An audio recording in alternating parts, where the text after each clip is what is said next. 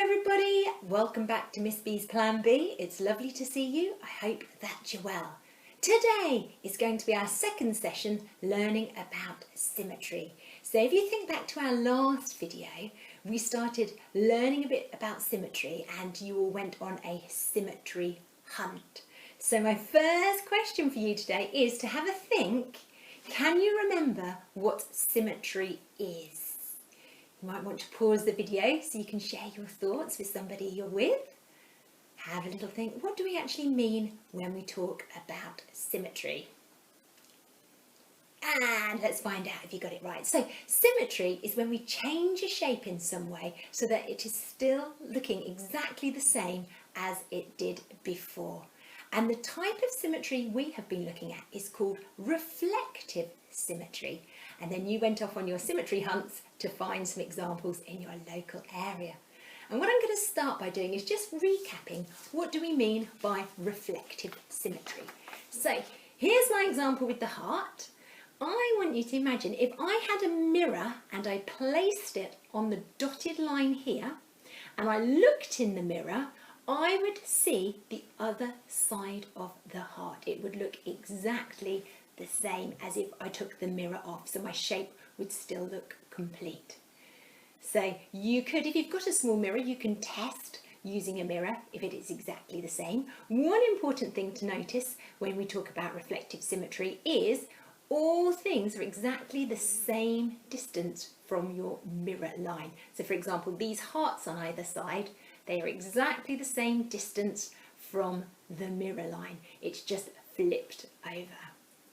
So what we're going to do is we're going to start with a little game just to get you thinking about reflective symmetry. And I want you to imagine, okay, there is that mirror on you, splitting you in half. And what we're going to do is we're going to sing the song Everybody Dance.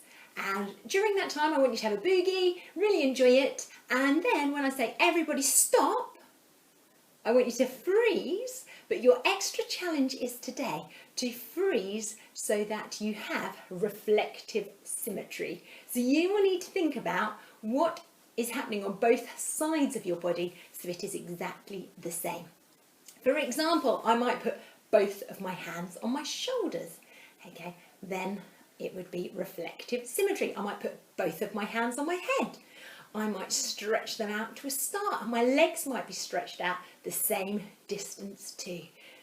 Okay, so what we're going to do is today I'm just going to get you to sing Everybody Dance instead of changing what we do, because what I want you to do is whilst you're dancing I want you to think about what action you could do. Okay, what's your reflective symmetry pose going to look like? So you can have a bit of time whilst dancing to think, right, what are my arms going to be doing? What are my legs going to be doing? Are they doing exactly the same on both sides? So get ready. So you need to be standing for this one. I'll grab my guitar. Check our first note. Here we go. Everybody dance, dance, dance. Everybody dance, dance, dance. Everybody dance, dance, dance. Everybody stop. Right, freeze and let me check. Are both sides of you doing exactly the same? Excellent, well done. Here we go. Everybody dance, dance, dance. Everybody dance, dance, dance. Everybody dance, dance, dance. Everybody stop. Just check, are you the same on both sides? Well done. And get ready. Think about your next pose. Everybody dance, dance, dance. Everybody dance, dance, dance. Everybody dance, dance, dance. Everybody stop. Are you the same on both sides? Could I put a mirror down the middle and it would look the same? Well done. Everybody dance, dance, dance. Everybody dance, dance, dance. Everybody dance, dance, dance. Everybody stop. Check your pose. Good. Are you doing exactly the same on both sides? Well done. Here we go. Think about your next pose. Everybody dance, dance, dance. Everybody dance, dance, dance. Everybody dance, dance, dance. Everybody stop. Let me check. Well done. Final one. So think of a really good pose to end with. Ready? Everybody dance, dance, dance. Everybody dance, dance, dance. Everybody dance. same on both sides. Very well done, and you can relax. That's the end of that song. Very well done. So, what we're going to do next is I would like you to, following government guidelines, to go out, if you get the chance, on a walk to get your daily exercise, but whilst you're out, to collect some objects. Remember to take care whilst collecting things, and if you're not sure if it's something that's safe to pick up, do check with a grown-up, so be careful because there can be sharp and dangerous things out there. And also remember to keep your hands away from your mouth and face and to wash them properly when you get in.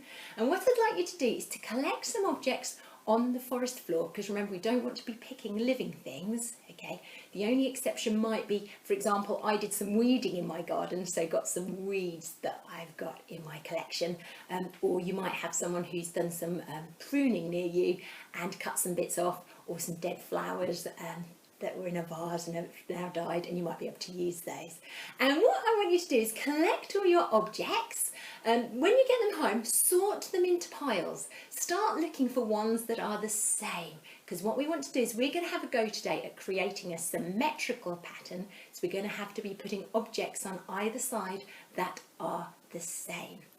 Okay, so what I've done is I've already piled mine into groups, and to help me, I'm going to use a stick which I'm going to put in the middle as my line of symmetry. Oh, that's quite a wonky stick. Let me see if this one's a bit straighter. There we go. And what I'm going to do is I'm going to show you how I make my pattern, and then what I'll do is I'll take a photograph of it from above to share with you, because it will be easier for you to see. So what you do to make your symmetrical pattern, you look for example, I've got these two green evergreen leaves that are roughly the same size and shape. So I'm going to start by placing them an equal distance from my mirror line. Okay, it's really important that they're an equal distance from the mirror line for it to be symmetrical. Then I might think, right, I've also got some, lots of things to choose from, some smaller leaves. I might put those there, checking they're the same distance from the mirror line. I've got some pretty petals, I might put those there. You might even think, I've got these little seed things. I might even layer up some of my things, so I'm going to actually put those on top of my petals. Okay, so you can put things on top of them. You might find stones and twigs. Remember, you can break them into the shape you want. Make sure they're the same size. I'm going to use these twigs to add to my pattern. Put those there. Let's see what else I've got. I've got some more pretty petals that came off some roses that had died. I think I'll put them up there, nice and colourful. Check they're the same way, as in they're flipped over, so the whiter bit of the petal is in the middle nearer the mirror line. That's a really important thing. And then I'm going to put this leaf here on this side and one there, so I'm matching it so it needs to be at the same angle, same distance, so also the same what we call orientation, so spun the same way round, otherwise it won't be symmetrical. So if I put one that way round and one that way round, although I've put one on either side, they're not symmetrical. I'd have to make sure they're both the same orientation, the same way round. Let me have a look at that. I'm pretty happy with that pattern. So now I'm going to take a photograph of my pattern, okay, and see what you think.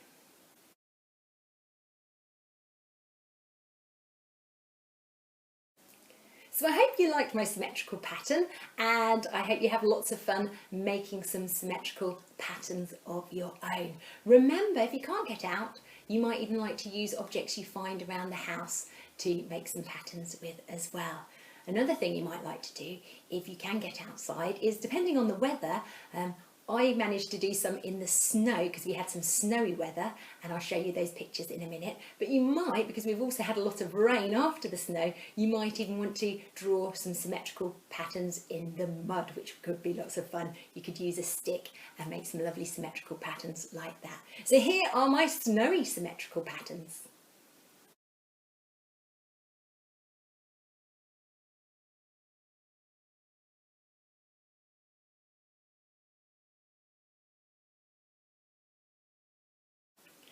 So I hope that's given you some ideas of what you could do, and I hope you have lots of fun making some symmetrical patterns. As you get more confident doing it, you might like to make some more complicated ones and add more bits to it. So have lots of fun, remember to stay safe and wash your hands and follow the government guidelines. That's all for today. Have lots of fun, take care, goodbye.